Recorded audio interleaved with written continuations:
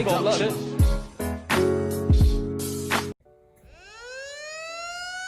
What's going on, guys? It's your man C.J.C.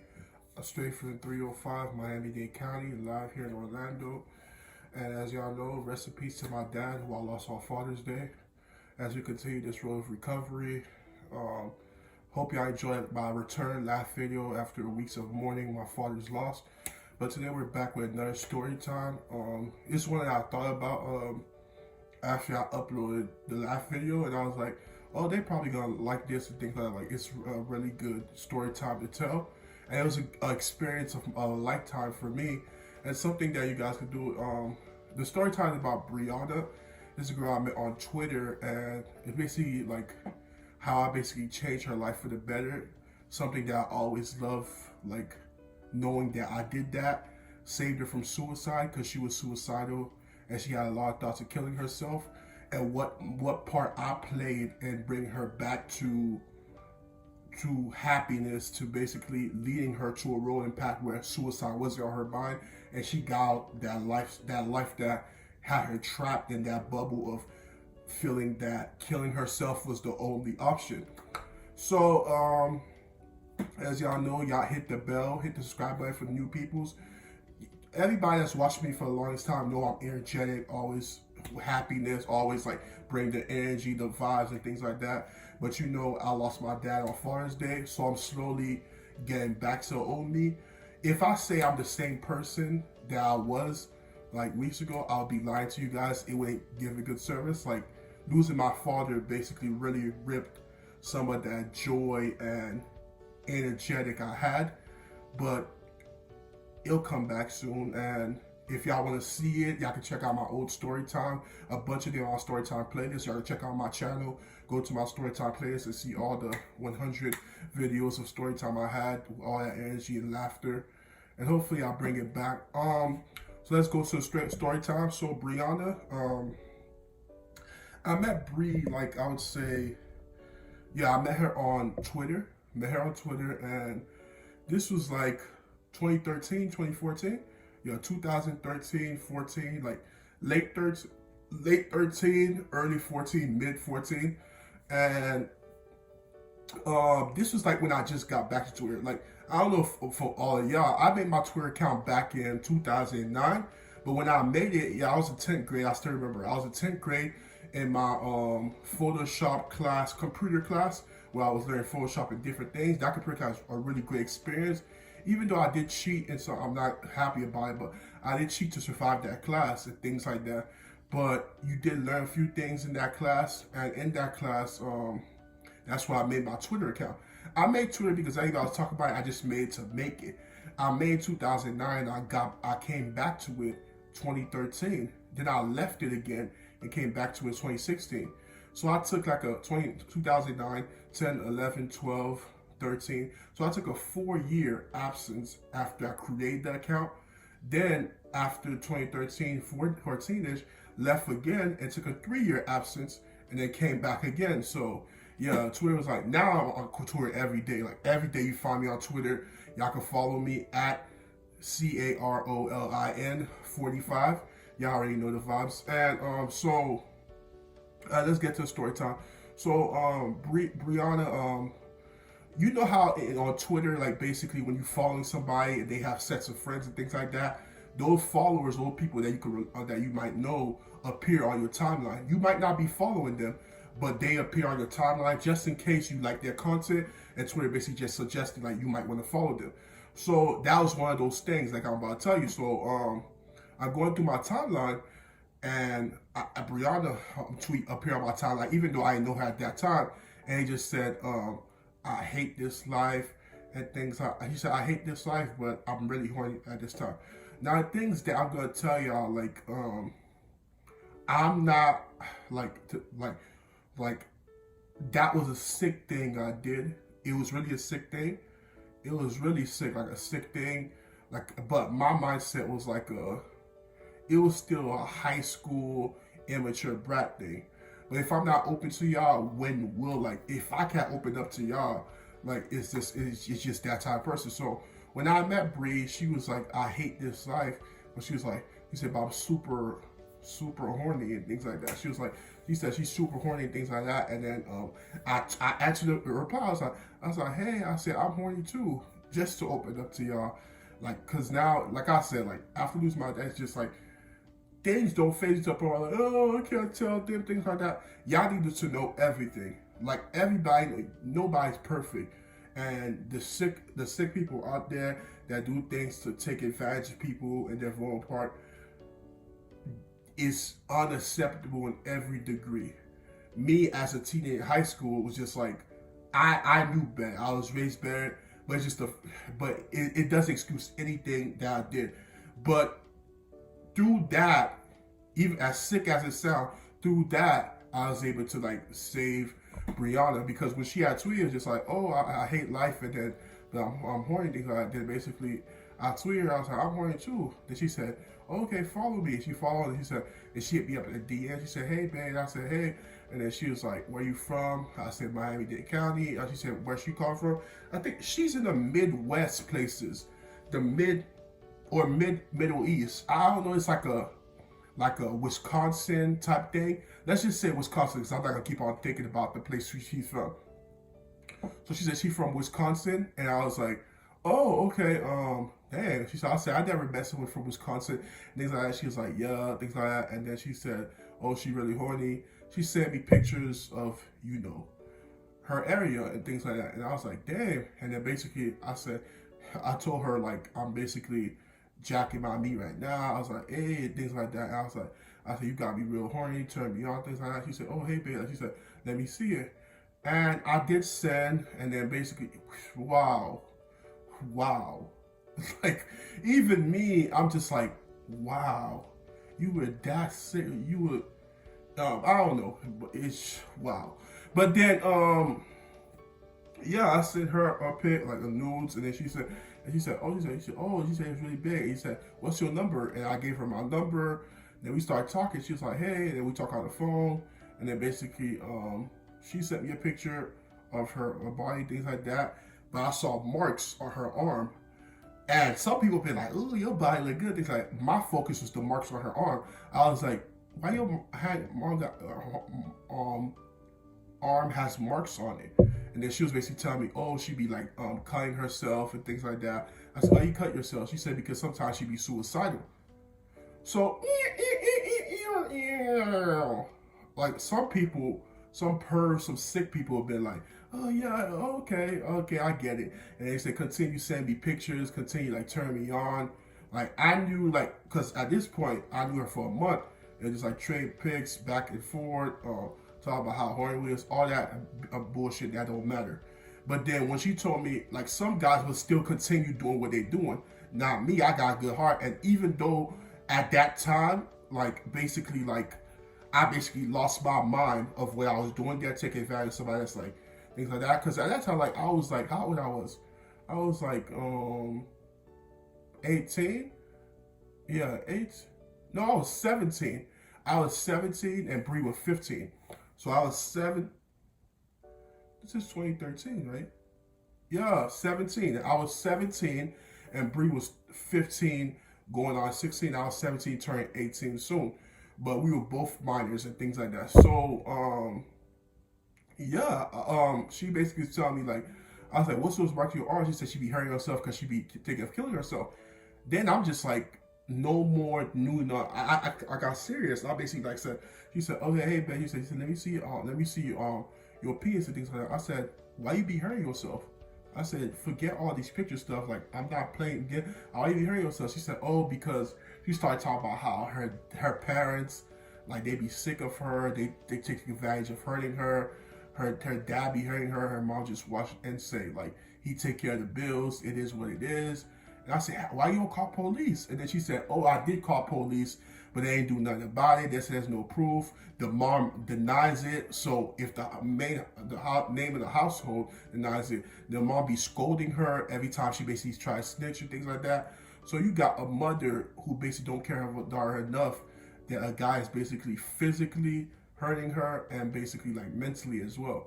I said, was it sexual abuse? Yeah, he said he would basically walk around naked, things like that, but he never really touched her. I said that those are just signs of like what we hoping don't happen, and what we hoping basically doesn't get to that. So we both teenagers, but I'm wise enough to basically say you got to get yourself some help and get yourself out of this situation.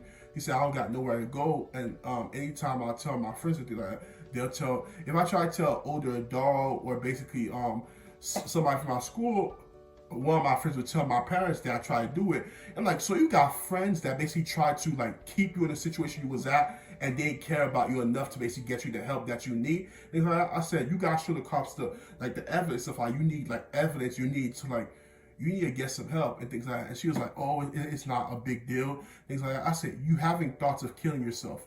Once you said that, it was a big deal right then and there. Like I don't even want. She said, "Oh, babe, don't think about it." I said, "I'm not even playing with you right now. We're not doing this whole new thing." And y'all say it was fun, things like that. But I said, "I'm not turned on by this situation or anything at all. What we gonna do is we gonna change the stuff around." And then she said, "Oh," he said, "Oh, there's nobody love me, things like that. I'm sick and tired of living." The other day, I tried to like hang myself, but the rope broke. I said, "You telling me this like it's normal?" And that I said, "Why did you try to kill yourself?" I said, you can't be doing that. I said, that's like what? And then basically it was just like, it's not that big of a deal. She almost like, she said, once she get out this world, she don't have to go through this anymore. I said, you got a mother that don't care about her daughter as much like that. You got a dad who's abusing her, and then you just got a dysfunctional family that she trying to get free. Police basically can't get her word because the head of the hospital said nothing's going on. Then you got friends who, if she tries to tell older adults, they telling her parents that she's snitching. So it's just like, what are we doing here? So basically, I made sure like now I had a number. I text her every day. I was just like, "Are you alive? Are you good?" He said, "Yeah." I said, "I need you to like, do you know about God?" And basically, like, now some of y'all might not be religious. Things like it's understandable, but I always see religion as a way of like, not only a way of concentrating your feelings and emotion, but also something that could bring you peace of mind and peace of soul when you know it could be any higher power you believe it was something that basically you could focus on, that you know love exists and you matter as a person, that you're living and your life has meaning, and something that makes you know that you are important and you're special. Don't ever devalue life, and don't ever think just because your life is effed up right now that is basically you deserve to die, you don't deserve this world, and maybe when you're gone, life will get better. For how are with your dead is so it's just like I told her, do she know about God? And she was like, yeah. She said, my family and I used to go to church, but we don't do that anymore because it's just like judgment, and they know like some of us open our mouth. And it was just like I said, okay, so do you know any churches by you? He said like, oh, I don't do any of that. I said, I'm Seventh-day Adventist. I'm not particularly Catholic or Baptist, but I said, if you could find a church where they're helping the young, I said, there's some people that can support you. You don't have to stay in a household that you don't feel safe and you having suicidal thoughts in and nobody cares about it. And she said, oh, don't even think about it, babe. She said like, I'm horny right now. I said, Brionna, you playing? But I said, I'm serious like that. That's like, what are you thinking like there's a joke for? I said, we gotta focus on the main thing, that's the suicidal thoughts and the life that you live now. They say if I try to do something, then I get punished for it. I get people way I don't want to do it, things like that. I said, okay. So I said, what you need to do is gain evidence on your dad and basically present it to the cops. He said, I'm scared he might try to kill me. And then that's when things got serious for me. I was just like, dang.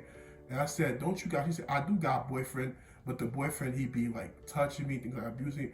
I said, so now you got a dad that you got to deal with that. You got a mother who don't give a F, and now you got a boyfriend who's older. She said her boyfriend's like 20-something years old. 20-something years old. I'm like, Brionna, I said, if you don't start valuing yourself and loving yourself, and you go out with 20-something years and you're a minor, that's already statutory rape. And I said, and you basically okay with it? He said, I don't tell the cops on him, things like that. He said, like, he makes me feel important. I said, no, he's taking advantage of you. Mind you, I was doing the same. I'm wrong for that. Like I told you guys, like, I don't accept any of my being like, but y'all saw how instantly that was a fact when I saw a serious thing. He's a predator. Like, he basically saw an advantage and said, oh, she's like emotionally unstable right now. Let me take advantage of it and capitalize. But it's just like, I was just telling her, like, no, you got to basically get out of that situation, break up with him. He said, I'm scared he might try to hurt me.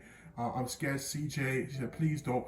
Then one night, she just called me. She said, oh, he tried to get in my room, things like that. I said, call the police right now. Call the police. I said, I'm going to stay on the phone. Call the police. Oh, I'm scared. I said, just do it. Call it. Like, I was mad. I was like, call the police. And he like, but she called the cops, and then you hear the police and things like that. Then they arrest him. And she said, oh, they want me to testify. And he said, I don't feel like doing it. I said, Brionna, if you make this guy come back in your life and you will put an end to this right now, I'm done. I said, we're not going to talk anymore. Then I do that. And she said, I'm done.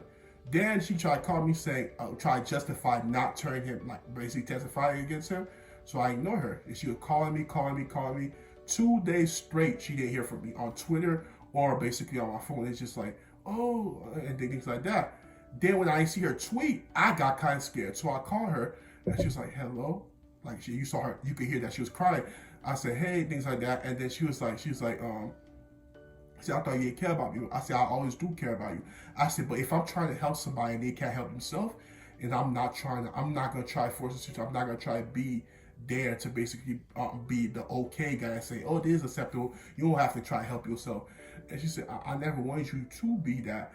I said, she said, I know that. I said, but let's get back to basically trying to help you. And she said, after you start talking after I thought about it, I testified about against him and now he's arrested. I said, good. And she said, but my dad was mad about me. He beat me. And I said, those marks you guys are showing, things like that. So as our friendship grew, Brionna did find a church. And with the church, they even talked to me. They said, I'm glad that you brought her God. And they were even excited about it. She started enjoying going to church. Her mom and dad, her mom was angry about it. She said, if they keep her out of the house and out of their business, that's what she said, their business, and she's okay with it. And me, I read Bible verse with her. I prayed with her every single day. I checked on her, and one time her mom said, get off that phone with that boy you've been talking to. I tell you to go to church. And I talked to her. I said, you don't love your daughter. I said, but somebody out there and people in the world that love her, I care about your daughter. I love her as a friend. And I said, and if you don't love her and things like that, then I said, one day, son, she gonna die and you gonna be the pathetic mom you is right now. Don't care. Then it's gonna hurt you when it hits you. Your only child, you lost her because you didn't want to pay attention, take action right now. I said, now you can continue being with the man. And I'm gonna continue talking to your daughter. The same way you don't care and you basically talk, I'm gonna continue talking to your daughter every day. And every day you try, I'm cutting from talking that I have different ways. There's different so much ways of reaching somebody. I said, you could punish her, you could lock her down, she's just gonna escape. She had a boyfriend, she got rid of him. Now God gonna make sure that she get the justice. She said, and mom said, I don't want to hear things like that. I said, well, you're gonna have to hear, and you're gonna have to deal with me. And Brionna was just like shocked. She said, oh, how you still with my brother? And then I told her like how the process of going to a therapist. She didn't want to go to a therapist at all, but I said, you have to go to a therapist to get things like that. I even helped funded the therapy thing and made sure she did use the money for the therapist. She did start going to see it, and basically her marks were healing. She got to talk about her deep demons, that things that she didn't even talk to me about, and basically how she recovered, things like that. She stayed in church, came a huge member of church. The church even came and visit her in her house to talk to her parents, and basically because she finally opened up to the church anyway. She was so scared to open up. I told her, but it was so many things that I did to make sure that she put her life together. Her mom eventually left the guy. Her and her mom built a relationship. They went back to church.